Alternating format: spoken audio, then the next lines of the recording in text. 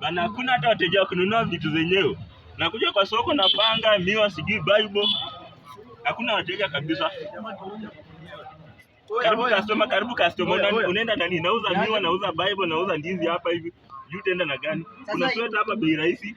Biblia imeandikwa not for sale. Wewe unauzaje? Not for sale gani? Miwa iko hapa ni 50, nauza hapa saa hii. Ngapi?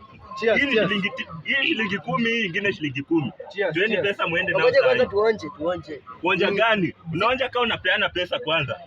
Si tunaweza onja, ngoja. Wacheni ngoja kwanza. Ngoja kwanza. Bado hujapiga cheers bana. Usipige cheers wewe.